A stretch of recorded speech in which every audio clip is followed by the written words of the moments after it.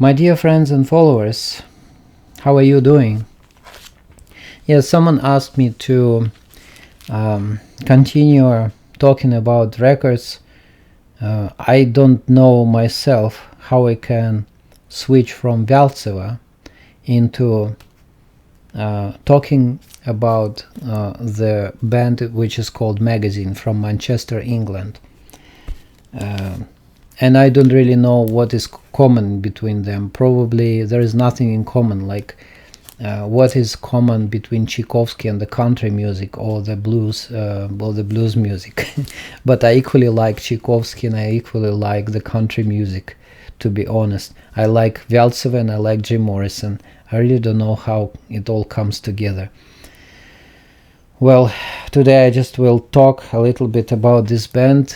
I always compare each band to the Doors, because in terms of the Doors I like all of their albums, and I don't even want to judge and say that Waiting for the Sun is not as good as Morrison Hotel, or Morrison Hotel is not as good as LA Woman. I even don't want to grade them. The Doors is one of my favorite bands, and I don't want to degrade any of their work, because I think each work is very important. But for other bands, I'm more critical, and I still can collect all the records of the band that I like, but some of the records I consider to be weaker, and some records I consider to be stronger. So for the Magazine band from Manchester, I can say for sure that my favorite album is the first one, the album that they recorded in 1978. Everything started from Howard Devoto. Howard Devoto was the vocalist and the front man, and he was a lyricist of the band. All the songs that they performed were their own songs. They never performed any covers. They started from the beginning as a very intellectual band. They came from the straight and raw punk rock music culture. So they all came from Sex Pistols and Buzzcocks. And by the way, Howard Devoto was also a co-founder with the Pete Shelley of the Buzzcocks band.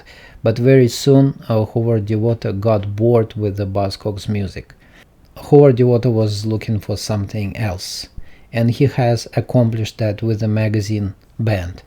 This was one of the first post-punk bands who started to employ the keyboards into their music, and the keyboards were not sounding as just buzzing sound that would sustain the punk rock guitars even more. The keyboardist was using a very heavenly sounded keyboards that were bringing the music a little bit up above the dark punk platform where all the bands were standing back in the day, if you know what I mean. I'm just trying to find words for what this album means to me and why I think this album is so important. So this is my number one record of the Magazine career. The Magazine 1978 debut album stands as a landmark release in the post-punk era. A real-life album could be characterized as a very intellectual album. It's not the album for everyone. It doesn't have that straightforward punk rock energy. It's the music of thinking people. And talking about these guys, the musicians, each one contributed a lot to the album, and each one is persona who has its own identity. You will hear an amazing work of Dave Formula, the keyboardist, Martin Jackson, the drum player. He was playing only for the first album, then another drummer came in, but I still think that the first drummer was the best one.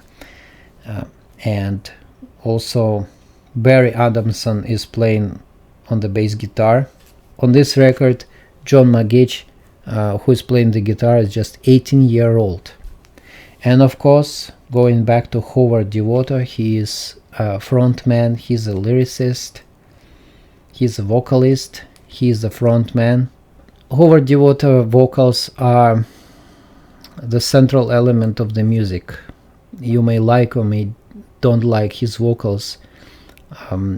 So they convey some kind of atmosphere of the detachment from this world, but this detachment is very intellectual. So he's introducing you to the spooky world of himself, of his personality, and you just have to appreciate and follow him wherever he goes with his virtue. So I will show you other records that I have. The second album of this band was The Second Hand Daylight. It's depicting kind of a creepy picture on it. You see the skull that was hung on the wooden stick or something like that, that is stuck in the soil, in the field of soil. Creepy picture, not as creepy as that one. That is even creepier. Where these pictures are coming from Howard Devoto again, because he was an artist. He was also a person who was so passionate about the magazines and the printing matter of the time. So that was his idea to name the band like this, the magazine. Magazine is the book, the printed media. And when Howard Devoto finished his career completely in 1983, he never sang again till 2009. And it was just a reunion of the magazine in 2009. But he completely stopped his music career in 1983. And he went into the printing business, as far as I know. The third album was released in 1980. In England, the name of the album was The Correct Use of Soap, and there was a piece of soap on the cover. And in America, they called the album slightly different. They called it Alternative Use of Soap. And there was no soap on the cover. It was released like that, with the hole for the label. Quite a unique design, also originated by Howard Devoto. The list of songs is the same as on the British release, but the name of the album is different.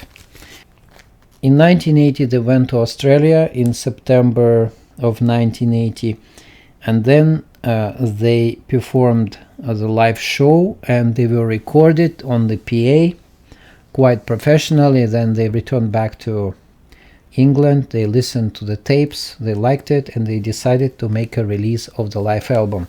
I have 3 copies of this album. Okay, this is Canadian copy in shrink wrap. Why I have 3 copies? Simply because I like this band, and the records in our stores of this band do not worth much. You can get a copy of this album for around like $15 maybe. So I have 3 copies. Canadian copy, I have American copy. This is American promo copy. It has a stamp on it, the promotion copy. And also I have Canadian copy of the same album. They all sound pretty much the same. I don't see the difference between these pressings. All sound great. Then there was the 5th album that was released in 1981, but prior to that album they released this maxi single to promote the long play. This was the maxi single, 12-inch record, 45 RPM, 2 songs to promote their album, which was called Magic, Murder and the Weather, another creepy picture. 2 copies of this album I have.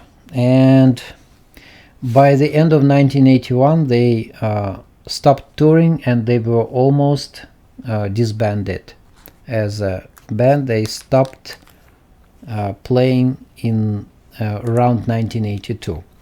And that's when the last album of the magazine came out. The last album was not their studio work, it was the compilation of their unreleased songs, the outtakes or alternative versions of songs that they recorded on all of their albums.